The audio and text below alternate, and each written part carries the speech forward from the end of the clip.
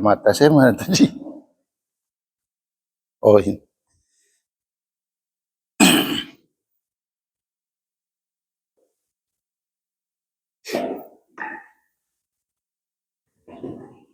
Udah dah. Satu aja. Makasih. Bismillahirrahmanirrahim. Assalamualaikum warahmatullahi wabarakatuh. Alhamdulillahirabbil alamin. Wa bihi nasta'inu ala umurid dunya waddin wassalatu wassalamu ala asrafil anbiya wal mursalin wa ala alihi wa sahbihi ajmain. Amma ba'd. Mohon maaf yang sebesar-besarnya, saya bukan ustadz. Saya mantan karyawan yang ditugaskan ngisi kultum. Terus ada yang komentar di grup, kayak orang bener aja dia katanya.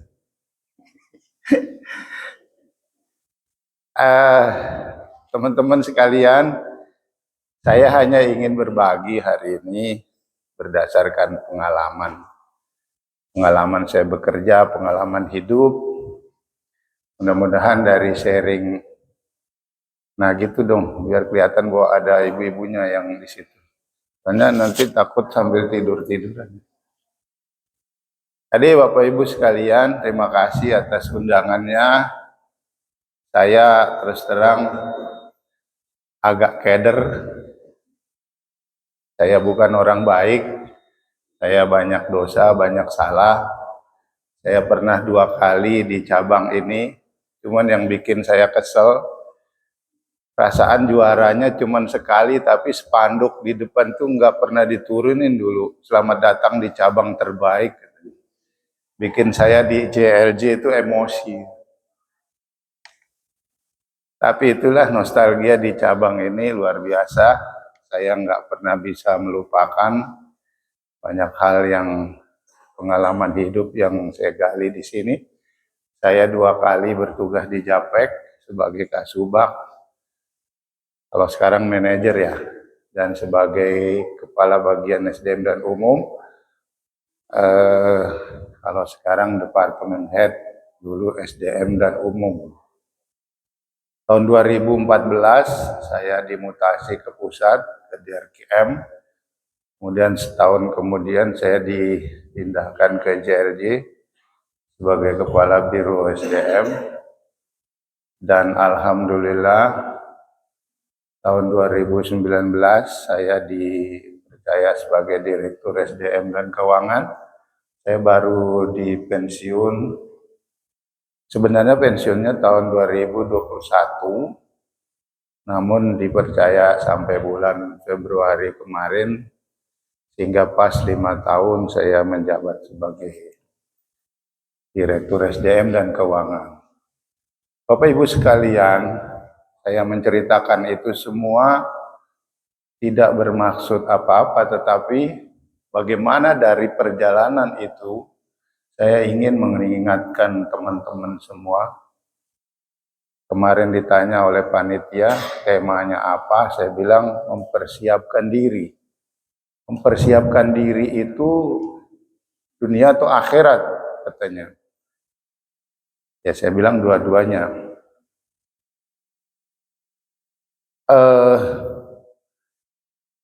Di dalam surat Al-Hasyr, surat ke-59 ayat 20, Allah mengatakan, La yastawi ashabun nari wa ashabul jannah. Ashabul jannati humul faizun. Tidaklah sama antara ahli neraka dengan ahli surga. Sungguhnya ahli surga itu adalah orang-orang yang mendapatkan kemenangan, orang yang beruntung. Pastilah. Karena dari riwayat apa yang kita baca di dalam Al-Quran, betapa beratnya penderitaan yang akan ditanggung oleh manusia di yaumil akhir nanti. dan pada ujungnya antara orang-orang kafir ataupun orang-orang yang beriman yang di dalam kehidupannya dia belum sempat melakukan taubat, walaupun dia muslim, dia harus mampir dulu gitu. Jadi jangan ada omongan bahwa enak nanti di neraka ketemu sama artis itu. Aduh, nauzubillah min dzalik. Boro-boro kita akan mikirin itu. Ada riwayat yang mengatakan Aisyah pernah bertanya kepada Rasulullah, wahai Rasulullah, apakah nanti di padang mahsyar itu kita semua telanjang? Iya, kata Nabi. Apakah nggak malu, wahai Rasul? Nggak sempat mikir malu. Karena di situ tuh orang saling injak segala macam, udah nggak mikir anak, nggak mikir istri, nggak mikir suami, nggak mikir keluarga. Yang dipikirkan apa bekal yang dia bawa. Makanya tema hari ini saya mengingatkan kepada diri saya sendiri, marilah kita berbekal. Nah, bekal yang akan saya jelaskan hari ini ada dua, terutama yang belum pensiun. Dan ini dari pengalaman saya sendiri, bagaimana kita tidak hanya berbekal untuk mempersiapkan diri di akhirat nanti ataupun di alam sana, tapi bagaimana kita teman-teman ini menghadapi masa pensiun. Karena banyak orang yang lalai. Terus terang saja, tadi saya minta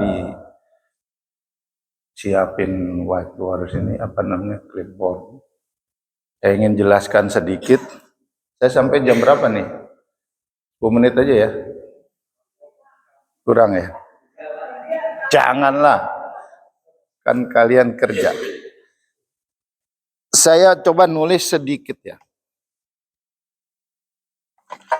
Kita bicara dunianya dulu.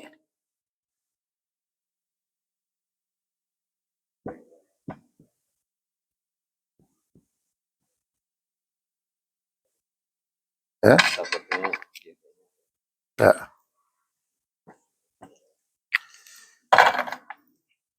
Bisa lihat ya di depan ya, teman-teman. Kita bicara mengenai persiapan kita untuk menghadapi pensiun. Ada 4 cara orang mendapatkan penghasilan menurut teori yang disampaikan oleh Robert T. Kiyosaki dalam bukunya Cash Flow Quadrant. Saya baca buku ini udah dari tahun 2000-an. Dan memang benar gitu. Dia menyebutkan itu kuadran 1, itu namanya kuadran employee, kuadran pegawai. Kemudian yang sebelah sana self-employee, yang bawahnya itu business owner, sebelah kirinya investor. Mudah-mudahan cukup waktunya ya. Kita bahas sedikit bagaimana kita sekarang ini bekerja sebagai pegawai, itu kita berada di kuadran 1, employee, pegawai. Bagi yang terima gaji setiap bulan, ini aman gitu. Tapi maaf Bapak Ibu sekalian, kadang kita terlena. Ya karena begitu kita tidak terima gaji lagi secara rutin, nah kita mulai kelimpungan.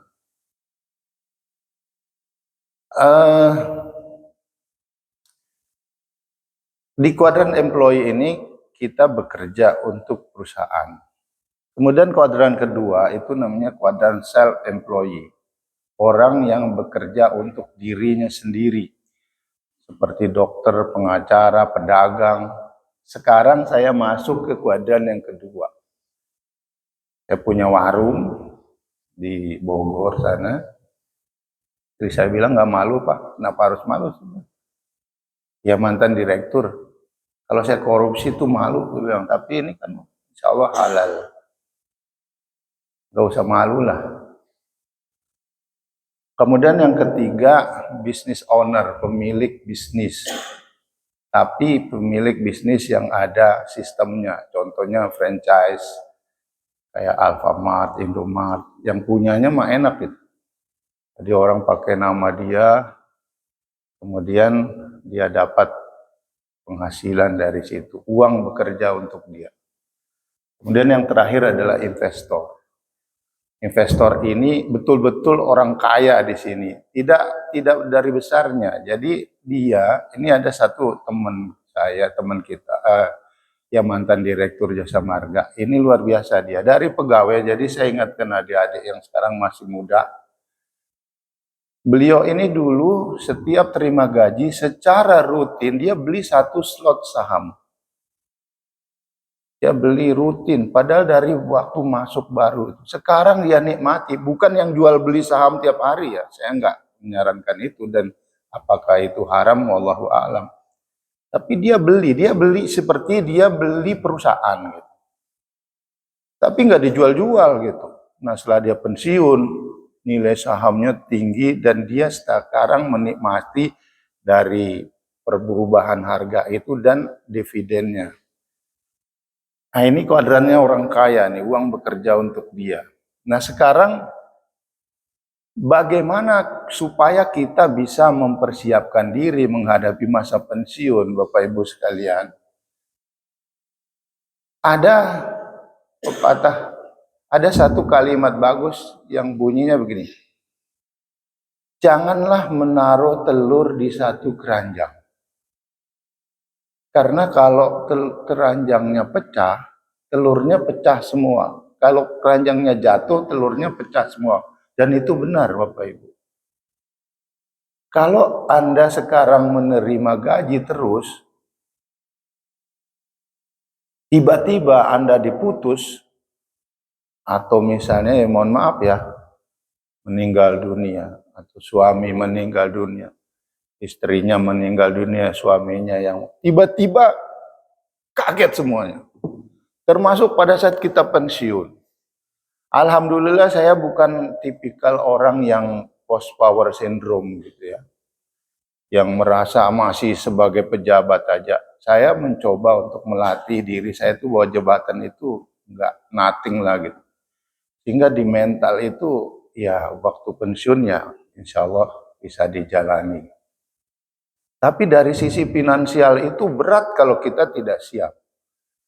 Jadi ada yang harus disiapkan benar-benar dari sekarang teman-teman. Dagang, jualan, apapun yang bisa dijual, dijual lah. Gak usah malu.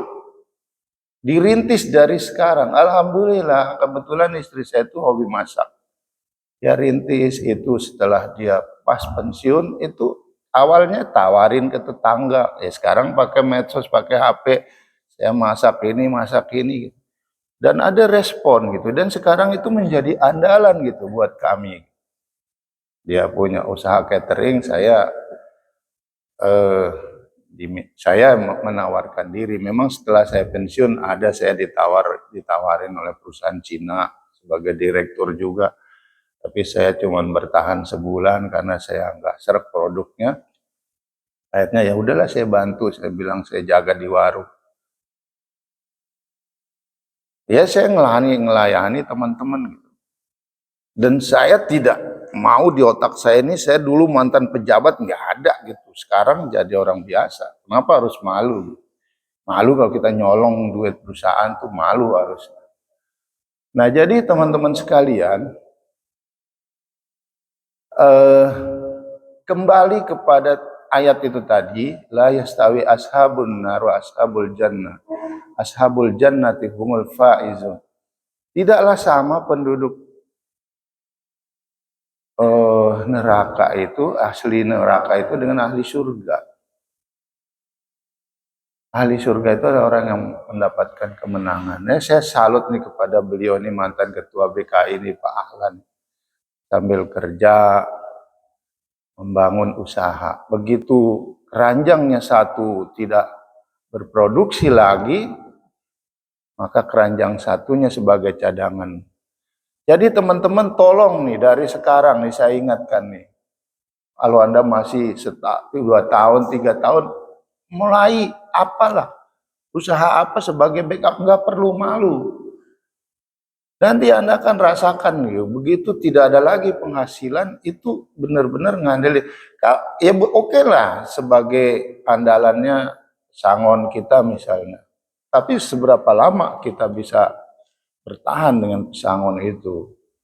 Nah, sementara misalnya mungkin anak-anak masih belum selesai sekolah dan sebagainya.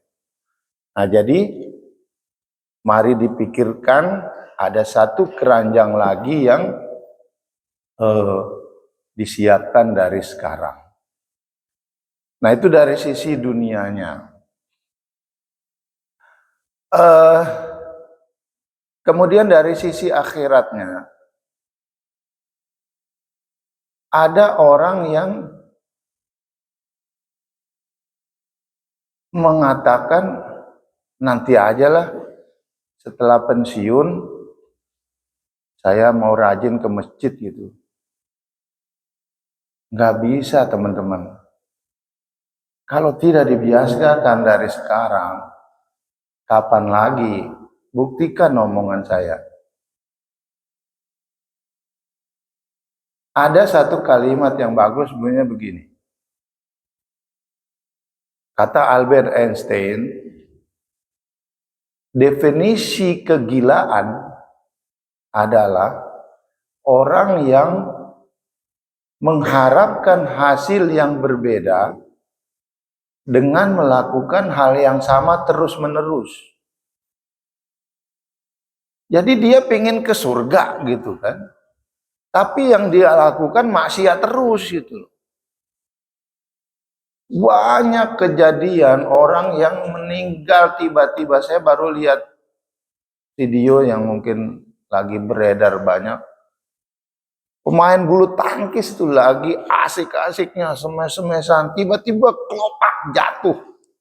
Kalau dipikir kurang sehat apa dia olahragawan gitu. Dibilang sakit jantung masa sih gitu.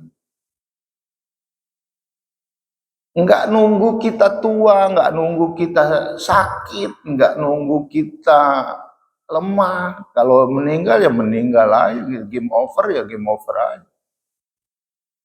Jadi jangan mengatakan bahwa nanti aja tobatnya gitu. Nunggu udah pensiun aja rajin ke masjid, tidak bisa. Sebagian besar waktu kita itu adalah di sini, di kantor ini. Dua per tiga atau sepertiga dari umur kita itu di kantor.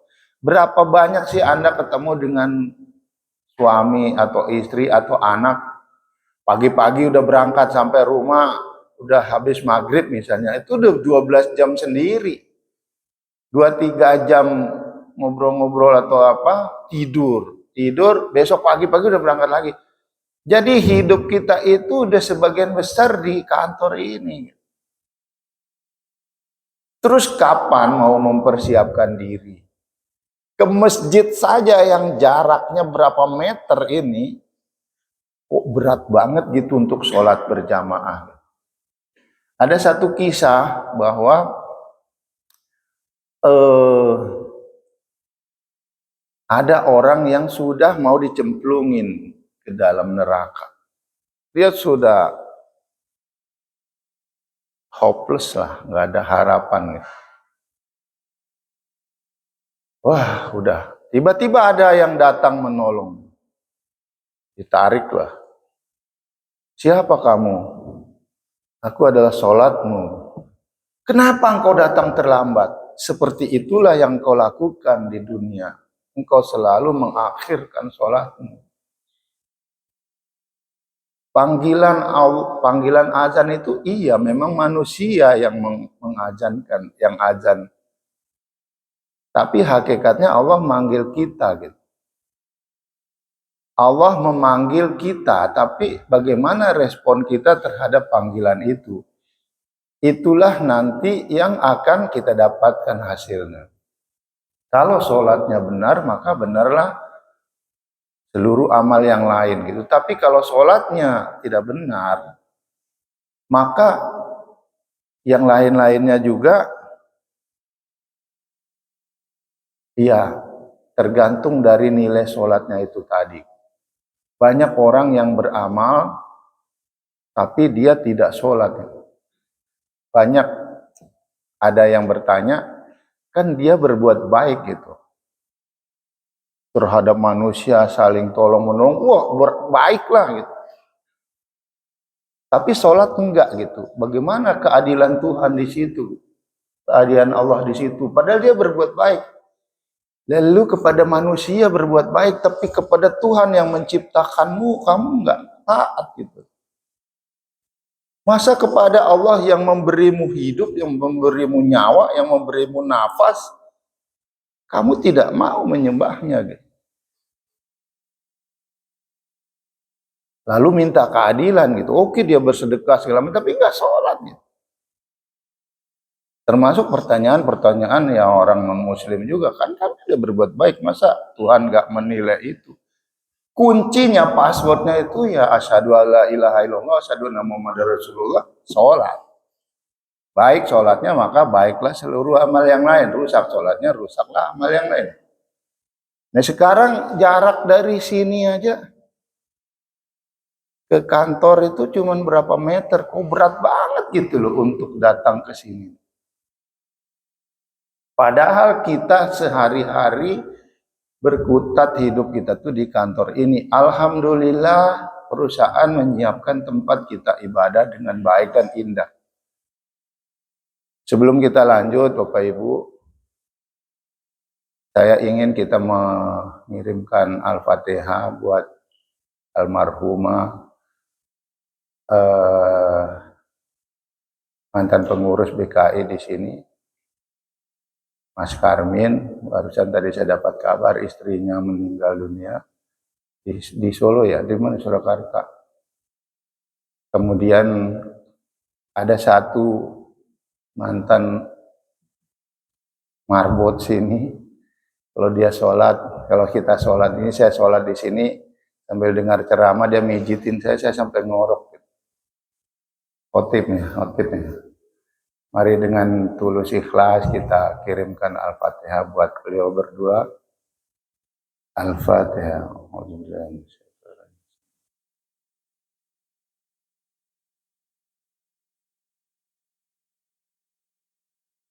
Allahumma ighfir laha warhamha wa'afiha.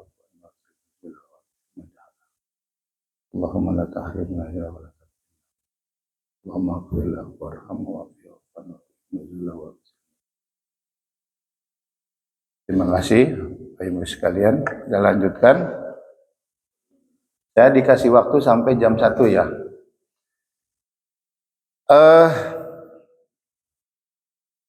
Kadang-kadang Allah menguji kita itu dengan dua cara. Dikasih kita kesenangan, kita lupa kepada Allah. Dikasih kita kesusahan, kita ingat. Tapi kasih kesenangan, lupa lagi. Makanya akhirnya susah terus. Enggak. Dikasih kesusahan tuh supaya ingat terus. Ada orang yang mengatakan begini, saya pernah punya ya mantan anak buah. Tidak bermaksud ghibah, tapi nggak pernah mau sholat gitu. Tapi kaya raya. Nggak pernah sakit, nggak pernah susah, nggak pernah apa. Terus ada yang mungkin bertanya dalam hatinya, kayak gitu gimana ya? Padahal dia tuh nggak pernah sholat. Lah kita yang rajin ke masjid yang ini susah mulu hidupnya. Jangan salah Bapak Ibu, teman-teman, itu yang namanya istidrot. Istidrot itu diumbar sama Allah. Diumbar. Udah, terserah lu deh gitu. Tapi tiba-tiba nanti jeger habis semua. Tadi saya minta dibawakan catatan supaya bisa nyatat. Ada tips yang ingin saya bagikan kepada teman-teman, nanti tolong dicatat, mungkin bisa lewat HP-nya. Tadi yang pertama surat Al-Hasyr, surat ke-59 ayat 20. Tidak sama antara ashabun nar wa ashabul jannah. Ahli neraka dengan ahli surga, nggak sama. Di dunia pun tidak sama. Di akhirat itu nanti ya segala macam kesenangan yang akan dia dapatkan pada saat nanti di akhirat itu karena amalnya di sini. Tetapi dari dunia pun sudah kelihatan gitu perilakunya. Apa yang dilakukan di dunia ini juga insya Allah kalau dia baik terus, insya Allah sampai akhir hayatnya juga akan baik. Tapi sangat tidak mungkin sebagaimana tadi Einstein mengatakan, definisi kegilaan dia pingin masuk surga tapi nggak pernah mau melakukan kebaikan, nggak sholat, nggak apa, pingin masuk surga. Pingin kaya raya tapi nggak mau melakukan usaha yang dilakukan oleh orang kaya misalnya. Kalau dari sisi dunianya. Jadi tanya Pak Ustadz Ahlan itu, bagaimana beliau merintis usaha yang begitu dengan segala macam perjuangan. Kita mungkin sudah tidur, beliau masih ini, tapi beliau memetik hasilnya. Gitu. Nah, teman-teman sekalian, ada satu tips lagi dari saya. Kalau kita ingin istiqomah, coba nanti habis dari sini, pasang niat. Kalau Anda ingin misalnya tetap bisa sholat berjamaah, coba tanamkan niat 40 hari tidak boleh putus 5 waktu di masjid. Nah caranya nanti begitu putus, ulang lagi dari awal. Insya Allah nanti itu akan menjadi satu kebiasaan. Akan menjadi perilaku, menjadi karakter kita rindu sama masjid. Nah jadi nggak bisa tiba-tiba nanti antar aja kalau udah pensiun saya mau ke masjid. Enggak Pak, nggak bisa. Banyak orang tetangga itu rumahnya speaker tuh kalau bisa di kupingnya gitu. Enggak datang juga. Buktinya apa? Sholat subuh di masjid itu paling sebaris. Ini aja jam istirahat nih paling berapa baris? Nggak bisa. La yastawi ashabun nar wa ashabul jannah tadi.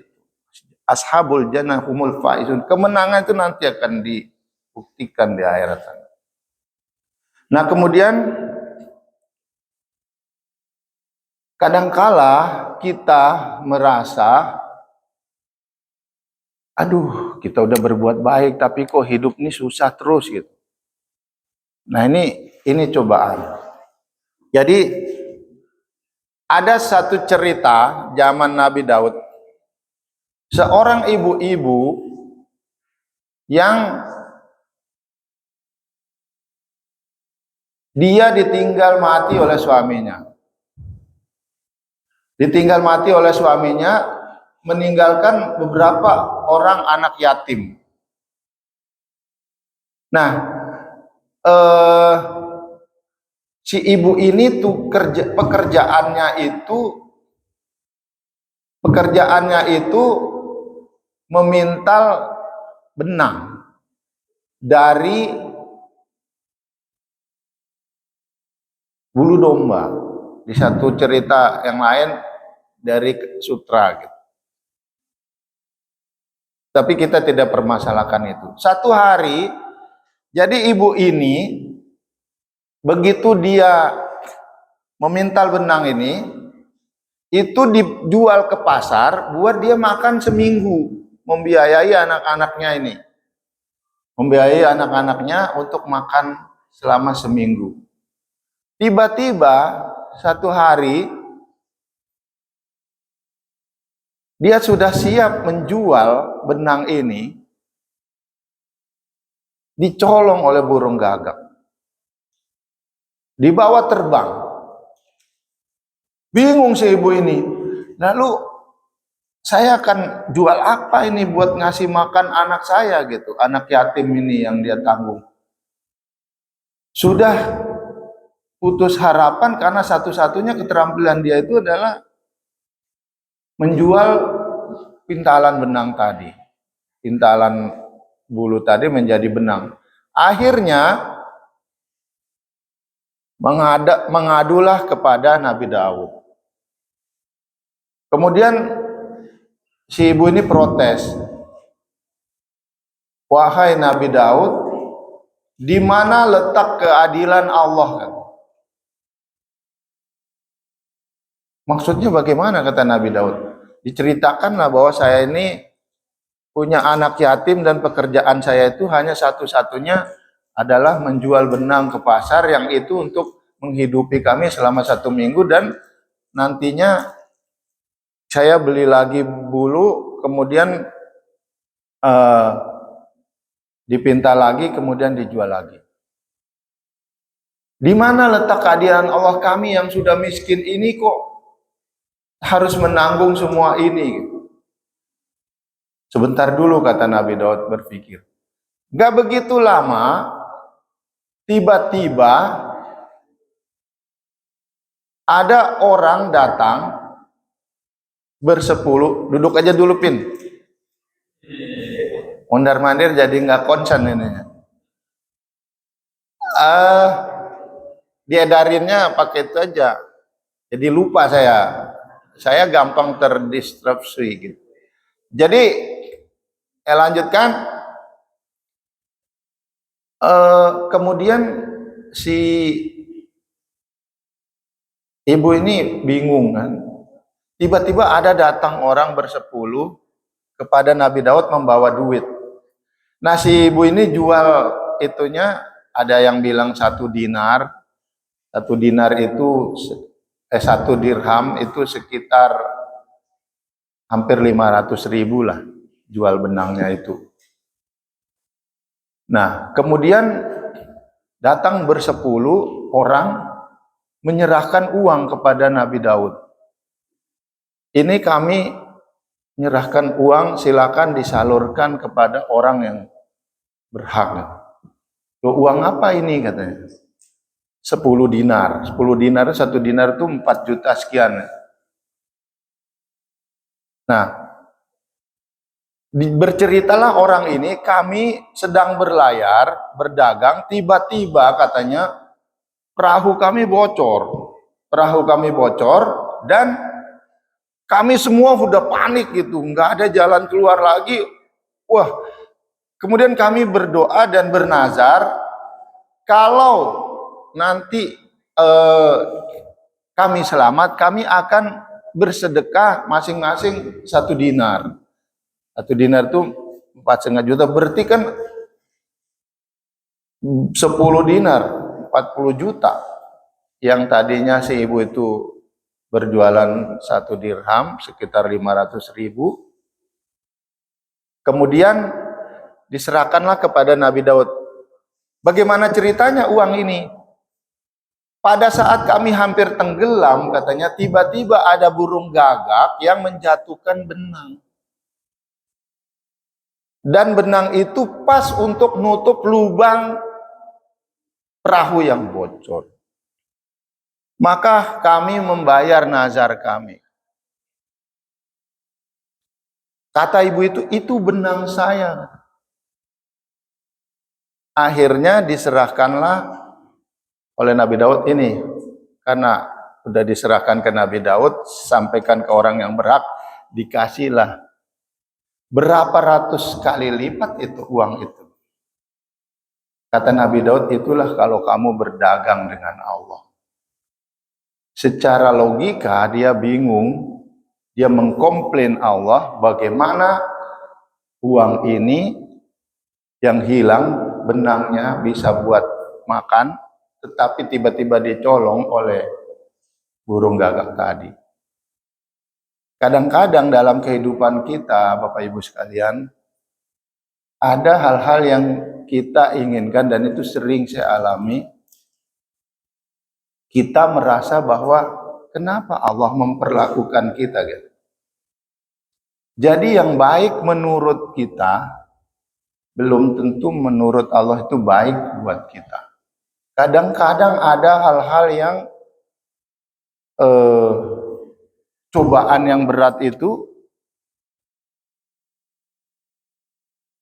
kita anggap kok Allah tega gitu. membuat kita seperti ini? Satu lagi cerita yang mirip-mirip seperti itu. Seorang ibu pedagang tempe. Pekerjaannya setiap hari bikin tempe, dia jual ke pasar. Pada saat dia sudah siap-siap, sama seperti ibu tadi, ibu ini begitu dia habis tempenya, dia beli bahan lagi. Buat dibikin tempe hari berikutnya, begitu seterusnya. Satu hari, dia berangkat ke pasar,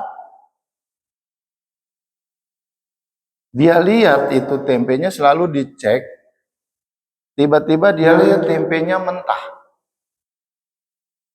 Dia, ya Allah, apa yang terjadi gitu? Padahal proses peragian itu sama setiap hari yang dilakukan. Tapi kok hari itu tempenya mentah? Tapi dia bawa juga ke pasar. Dia bawa sambil berdoa, mudah-mudahan sampai pasar tempenya matang, tempenya matang, tempenya matang gitu. Terus sampai pasar, dia lihat orang-orang teman-temannya yang jualan itu sudah mulai satu persatu pulang karena udah selesai, dagangnya udah habis. Si ibu itu sambil menangis, ya Allah, apa dosa saya, istighfar ya Allah. Kenapa harus begini gitu? Apa yang saya lakukan sehingga saya harus mengalami musibah? Ini dia pikir anaknya nanti makan apa segala. Di ujung hari tiba-tiba ada seorang ibu datang, muter-muter. Ibu, jualan apa? Jualan tempe, Bu. Saya dari tadi tuh muter-muter, Bu, nyari tempe mentah. Nggak ketemu-ketemu. Loh, kok ibu nyari tempe mentah? Iya, anak saya tuh sekolah di luar negeri, dia senang tempe. Jadi maksud saya cari, saya bekalin bawa tempe mentah, supaya nanti nggak cepat busuk di sana. Ibu jualan apa? Saya jualan tempe. Ada tempe mentah nggak, Bu? Berubah total doanya tadi, yang tadi dia berharap tempenya matang, mudah-mudahan mentah gitu. Pas dibuka, mentah semua. Mentah, Bu, ada nih, saya borong semua. Jadi kadang-kadang cara Allah itu tidak sama dengan apa yang kita pikirkan. Disitulah Allah menguji keikhlasan kita dalam menghadapi cobaan Allah. Yang terakhir nih udah jam 1 ya, sampai jam 1 ya?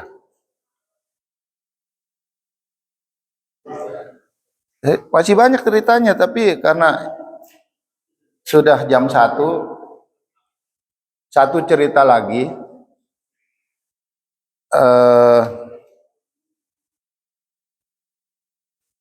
Tolong bagi yang anak-anak muda nih, Mas, masih panjang kan?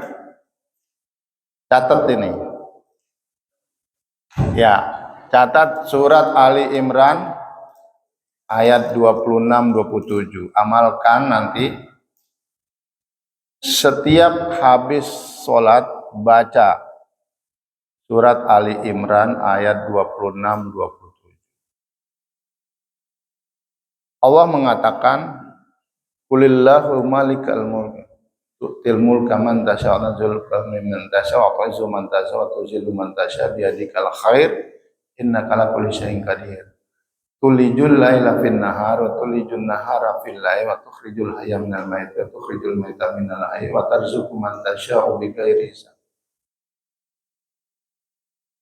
Allah yang nyuruh di ayat itu, di surat Ali Imran ayat 26-27 itu Allah nyuruh pakai kulillahumma malikal mulk. Tapi pada saat kita berdoa, kulnya dihilangin.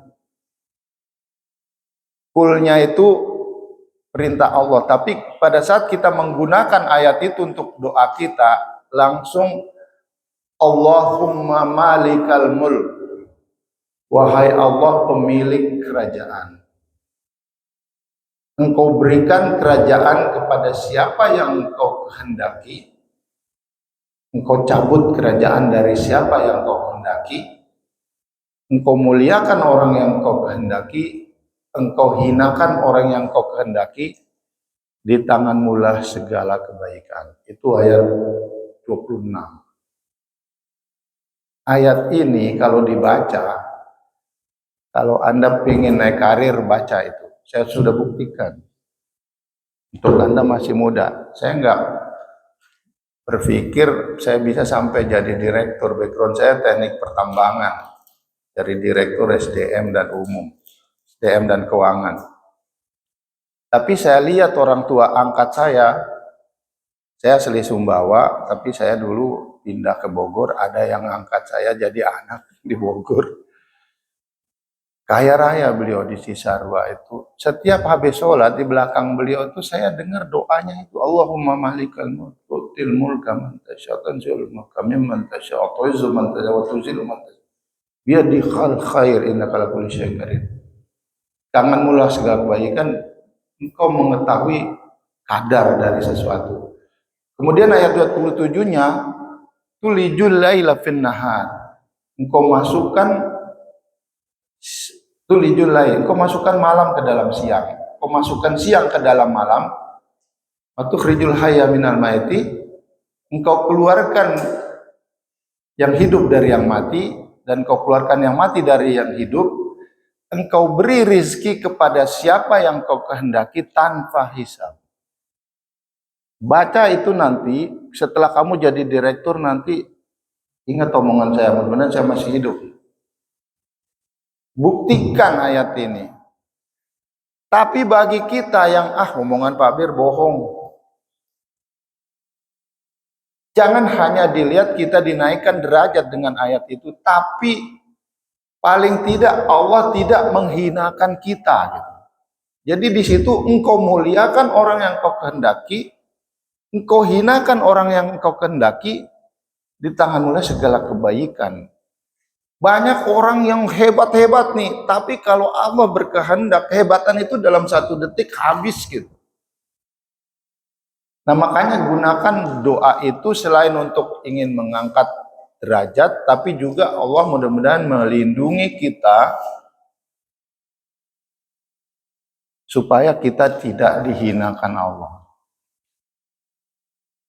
Jadi Allah akan memberi rezeki kepada siapa yang dikehendaki tanpa hisab, tanpa perhitungan. Kalau ada udah ngomong gua mau bikin lu kaya gitu, kaya dia. Tapi kalau Allah bilang udah lu jatuh. Jadi jangan sombong waktu menjabatnya. Lagunya nggak mau gaul sama anak buah gitu, main suruh-suruh. Memang ada beberapa tipikal orang ya, tipikal pemimpin. Tapi tergantung cara pandang dia terhadap jabatan itu gitu. Ada yang menganggap jabatan itu segala-galanya gitu, sehingga belagu banget itu. Minta dibukain, minta apa segala macam. Tapi begitu dia pensiun tuh nggak ada yang mau lagi lihat dia. Blangsak lu gitu kata anak buahnya. Buan mati lu, aduh nauzubillah min dzalik. Jadi teman-teman ya, adik-adik nih yang calon-calon pemimpin jasa marga ke depan, pada saat Anda menjabat, bilang sama keluarga Anda bahwa siap-siap juga untuk dicopot jabatan itu. Apalagi Anda sudah masuk ke level misalnya jadi direktur. Jangan kira bisa selesai dalam waktu sekian, 1 periode misalnya. Kalau ada masalah yang kita nggak tahu yang bukan salah kita, besoknya dipecat kok. Makanya baca ayat tadi itu, Ali Imran 26-27. Terakhir Bapak Ibu, surat Al-Baqarah ayat 32. Surat Al-Baqarah ayat 32. Di situ Allah menceritakan bagaimana pada saat Allah mau, gak apa-apa lewat dikit ya. Ya 5 menit lah kan. Pada saat Allah mau menciptakan manusia di bumi ini, kemudian Allah menyampaikan kepada malaikat, aku akan menciptakan manusia sebagai khalifah di bumi. Kemudian malaikat kayak protes gitu. Kenapa engkau mau menciptakan makhluk yang akan melakukan tumpah darah, menumpahkan darah, sementara kami ini selalu bersujud kepadamu? Kata Allah, aku lebih tahu daripada engkau. Kemudian diuji oleh malaikat, oleh Allah. Coba kalau kamu benar, sebutin semua apa yang ada di dalam surga ini. Malaikat nggak dikasih tahu. Allah hanya ngasih tahu kepada Adam. Tapi, tolong ibu-ibu, bisikannya terdengar sampai sini. Tolong nih terakhir nih. Ini dilema nih kalau udah ngaji depan ibu-ibu nih. Tolong dicatat ya. Ini penting karena sudah saya alami. Pada saat malaikat ditantang oleh Allah seperti itu, apa jawaban malaikat? Subhanaka la ilma lana illa ma 'allamtana innaka antal alimul hakim. Maha suci Engkau ya Allah, tidak ada yang kami ketahui melainkan apa yang Kau ajarkan kepada kami. Subhanaka la ilma lana illa ma 'allamtana innaka antal alimul hakim. Sesungguhnya Kau Maha mengetahui lagi Maha bijaksana. Kenapa Allah menceritakan semua itu gitu? Di dalam Quran tuh banyak cerita-cerita supaya kita pakai juga doa itu untuk pada saat Anda mentok nih, yang muda-muda nih. Pada saat nanti Anda jadi pejabat, jadi apa, dihadapkan kepada suatu keruwetan nih, gimana sih gitu ya? Oh ada, udah di kontraflow, tabrakan juga. Menghadapi sebegitu besarnya, jangan sombong jadi orang. Tidak semuanya bisa kita selesaikan dengan otak kita. Nolin langsung, tek. Habis sholat baca. Subhanaka la ilma lana illa ma 'allamtana innaka antal alim. Dan itu saya pakai wirid tiap hari. Di samping wirid-wirid yang lain. Tapi bukan banyaknya. Tapi bagaimana Anda menghayati doa itu pada saat Anda menghadapi keruwetan yang sedemikian, udah nggak ada jalan keluarnya, nggak ngerti ilmunya, nggak ngerti caranya, nolin segera, tek nolin. Maha suci Engkau ya Allah, tidak ada yang kami ketahui melainkan apa yang Kau ajarkan. Lempeng itu jalan. Ada aja caranya yang kita tidak tahu. Itu sering saya alami. Saya nggak ngerti nih harus ngadepin gimana. Mungkin teman-teman tahu dulu persoalan di tempat saya itu begitu ruwet. Kadang pulang tuh stres itu. Ini kerja kok kayak gini. Karena lupa, seolah-olah kita mampu untuk bisa menyelesaikan semuanya. Baik Bapak Ibu, saya mohon di terakhir ini, posisi duduknya semuanya, tolong kita akan berdoa. Sekarang tegakkan badannya masing-masing. Kita akan berdoa.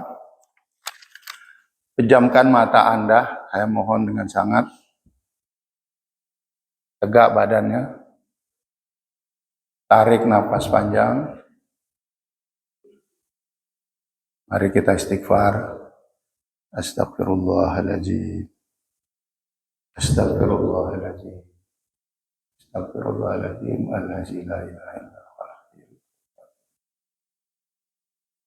Tarik nafas panjang. Pernahkah kita mensyukuri nafas itu? Selama ini kita anggap itu hal yang biasa. Tapi bayangkan bagaimana beratnya orang yang sedang di ICU, yang dia harus bernafas dengan oksigen. Berapa banyak biaya yang harus dikeluarkan.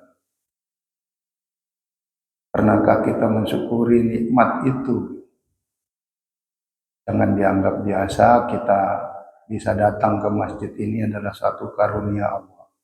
Banyak orang di luaran sana mendengar suara azan, mendengar panggilan Allah, tapi hatinya tidak tergerak.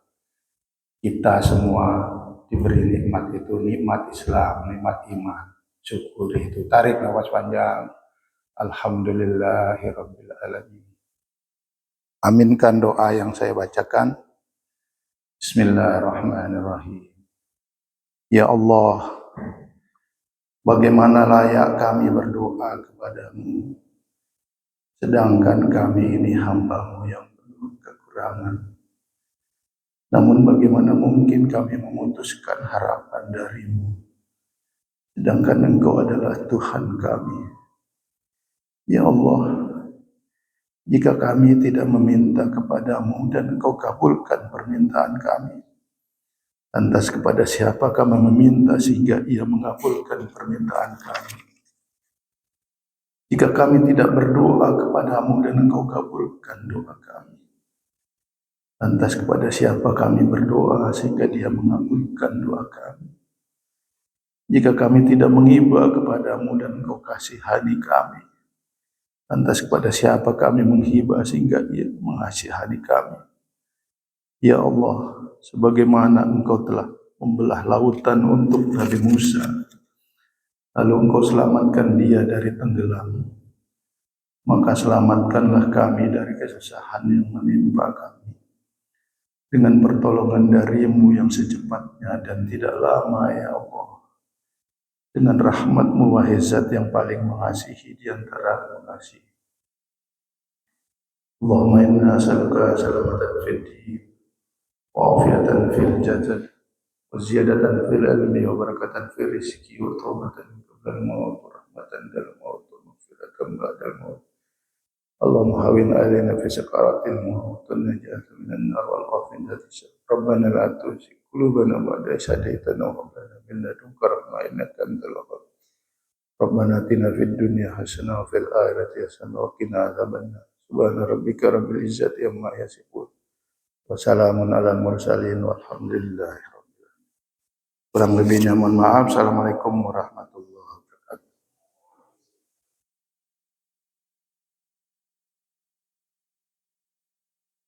Lewat ya 15 menit.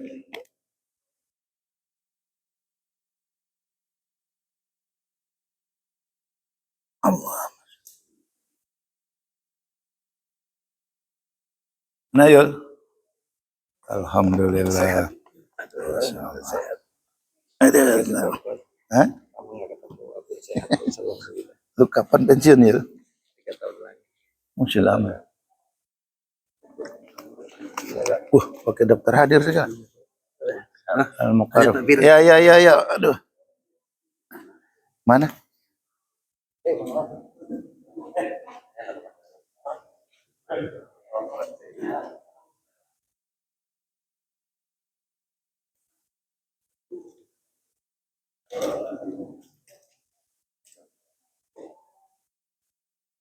Waalaikumsalam. Masyaallah. Mampir, Bos.